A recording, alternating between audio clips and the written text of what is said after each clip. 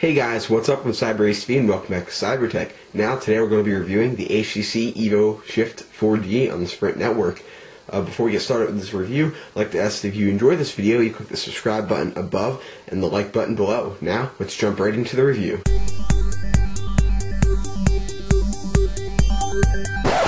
The HTC EVO Shift 4G is a successor to the popular smartphone by Sprint, the HTC EVO 4G. While the two devices are very similar, there are a few key differences between the two, most notable being that the HTC EVO Shift 4G features a slide-out QWERTY keyboard, while the EVO 4G did not. Another notable thing is that while the EVO had a 4.3-inch capacitive touchscreen, the EVO Shift only has a 3.6-inch capacitive touchscreen, which, in my opinion, isn't really a big deal. Another difference is that while the EVO ran a 1 GHz processor, the EVO Shift has an 800 MHz processor. The first thing I want to talk about in this phone is the software. This phone is running Android 2.2, aka Froyo, with HTC Sense over top of it. Now, Android basically is a great operating system with a strong internet browser and gives you access to thousands of applications to bring the best out of your phone. HTC Sense, however, adds better social networking integration, such as the friend stream, where you could link your Facebook and Twitter and basically check your status updates and tweet and update your Facebook status all at the same time. So it's definitely a notable thing. HTC Sense really brightens up the customization of the phone. As you can see, this is all like the Sense interface right here, like this date and time thing. That's usually what you see on like an HTC phone. You could really tell it's an HTC phone looking at it. Another cool thing about Android is that they have these live wallpapers. I have the Nexus wallpaper on the phone now because I was pretty impressed with the Nexus wallpaper. I just always liked it. If you click on the screen, a burst of color comes out. It's a really cool wallpaper. And with HTC Sense and Android 2.2, the phone is very, very customizable, way more customizable than I could see on my BlackBerry or on my iPod Touch. So Android is definitely more free and customizable than iOS or the BlackBerry OS as well. Now I'm just going to go over some of the menus on the phone here. You can see the friend stream menu, the bookmarks menu, the it's kind of the media menu here. It's like all the links to videos and stuff, and you play your music. This is just the home menu, which you can actually add certain apps to the home screen if you want to.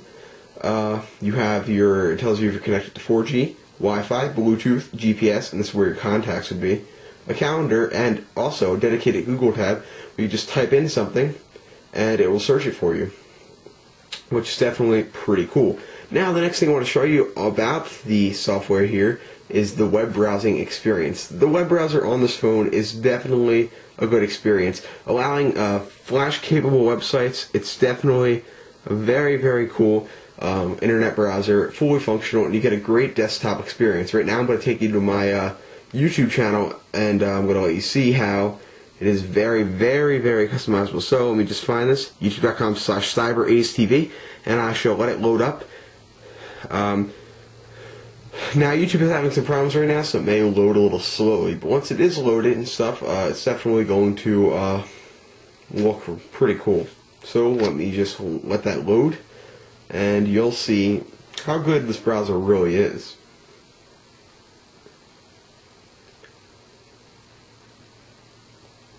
Like I said, YouTube's actually having some problems right now. It's loading pretty good. You gotta remember though, not only do I only have about 3 bars here, I'm on 3G network, not the 4G network, because of having some technical difficulties, or not very technical difficulties, but I'm not in the area of 4G.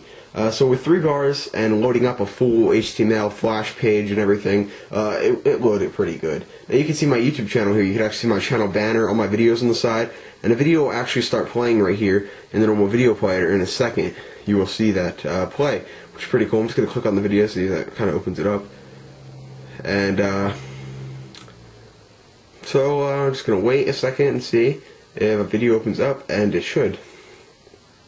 While we're waiting for the video to show up and stuff, I'm just going to show you through. You can see it's my full channel right there. You see all my pictures, banners, and all of that good stuff. It's definitely like a desktop. It's like basically a smaller version of your desktop computer. Very, very excellent indeed.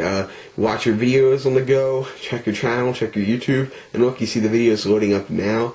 And I believe this picture that I clicked on, the video I clicked on, is actually just me talking over a picture, so you're not actually going to see how the video goes, unfortunately, but you will see how how customizable it is, and I just accidentally clicked out of that, but I'll go right back to it, and we'll just wait a second. The video will load up, and even the advertisements on the side of the videos load, so it's very, very good.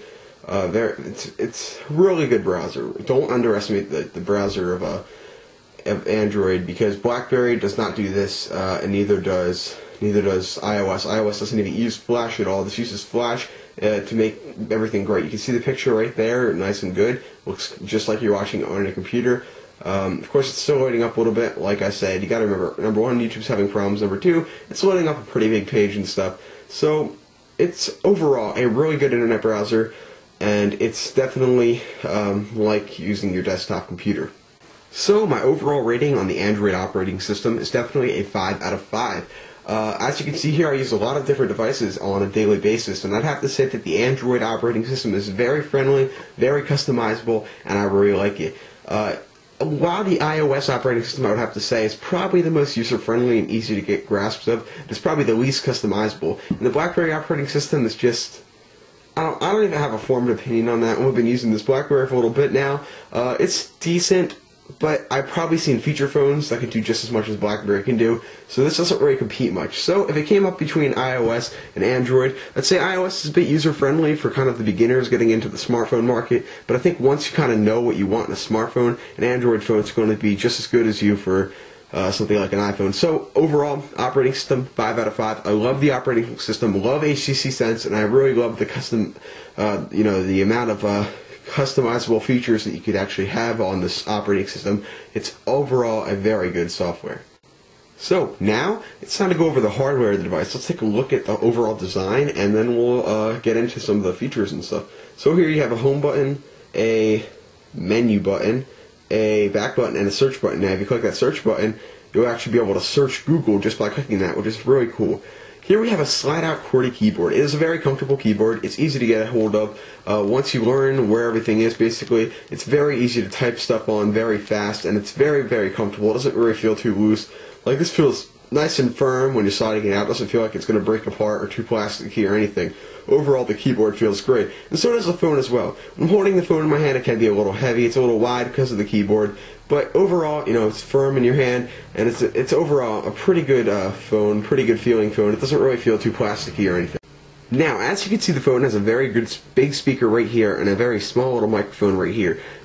This giant speaker right here has really good quality of sound. The call quality is always nice and crystal clear, as well as when you're listening to music or video. It never really sounds bad. It really sounds good. But if you don't want to use that, you could always use this 3.5mm headphone jack. Another button I forgot to mention is the power button up here. Simple, I really don't have to explain to you what that does. So now another thing that probably most people are going to really wonder about is the battery life on the phone. Now, while I hear other people say that the battery life is pretty good, I fully charged this phone last night, and I've barely used it at all throughout the day, and look at the battery life. I've used it to maybe go on a few websites while I was filming the review, and other than that, I haven't really used the phone at all. Yet, look at the battery life. It's not too impressive. Maybe I'm doing something wrong, I don't know. But in my opinion, they could probably use a little bit of work on the battery life, as not even using the phone, and it's nearly dead. So, overall, the battery life, it's probably going to get a 3 out of 5 on that, because I haven't used this phone at all, and it's really just been draining the battery life for no apparent reason. I fully charged it all night long, and now it's like this. So, honestly, battery life, not so good. But honestly, I don't think that would be a reason to not buy the phone for. The next thing I want to talk about in the phone is the camera. While it is claimed to be a 720p recording camera as well as a 5 megapixel camera, the camera is somewhat impressive, but not the best. For a mobile device, the camera is very well. If you want to have something on your phone that you could whip out, take some quick videos and pictures of your friends and have pretty good quality, the pictures are, actually pretty decent quality, while the video is nothing more than that of the iPod Touch, which might not be a bad thing. What can you expect from a mobile phone? As a mobile phone standard, it is a great camera, and it records good quality and takes good quality pictures. However, it is probably no competition for, say, a digital camera or something that's meant to take pictures or video. Click. So, basically, the camera's good. I'll have to give that maybe a 3 out of 5 or 3.5 out of 5 around there. It's really good. Alright, I'll even bump it up to a 4 because it is a mobile phone. You can't expect too much from a camera on a mobile phone. So for a mobile device, it's 4 out of 5. And the next thing I want to talk about, and basically the last thing, is the speed of the device. Now, it features the 800 megahertz Qualcomm processor, which is really good. I've noticed maybe once in a while the phone might freeze up a little bit, but other than that, it moves nice and fast. The touch screen as well is very responsive. And on Sprint's 3G speed, it is pretty fast. And when loading up the internet, it is lightning fast, going on Google, searching stuff up. If you're in a 4G area, it's definitely going to be a lot faster than it is on 3G. However, I've noticed a good speed on 3G, and the phone as itself just moves nice and fast and is very responsive, and you really don't have to worry about it lagging out on you or anything. So overall, the speed of the phone, internet-wise, data-wise, and as well as processing-wise, is pretty good. And another thing is the resolution of the phone looks very great. You can see when we were watching the video on there, it looked like just you're watching it on your computer. So obviously the phone has a very good graphics card as well and a very good resolution on there. So overall, I give the HTC EVO Shift 4G a 5 out of 5 stars on a smartphone scale. If you're looking for something like the iPhone but you're on Sprint and are restricted and cannot get an iPhone, well, I definitely recommend a phone like this. An Android phone is definitely a good alternative to the iOS thing, especially if you're looking to take it up a notch. I know the iOS operating system is very user-friendly, but you want to take it up a little more customizable and user-friendly, I definitely recommend this phone. With thousands of apps at your fingers and great social networking integration, it is a great alternative to the iPhone for anybody on Sprint's network, and I definitely recommend checking the phone out. So overall, this phone got a 5 out of 5, and I definitely recommend it. I'm CyberHTV, and thanks for watching. Don't forget to like and comment, as well as favorite the video if you want. And if you enjoyed this video, feel free to subscribe. I'll see you guys later. Get the official CyberHTV iPhone app, now available in the iTunes App Store. Like the videos? Check out CyberHTV on Twitter and Facebook. Links down below.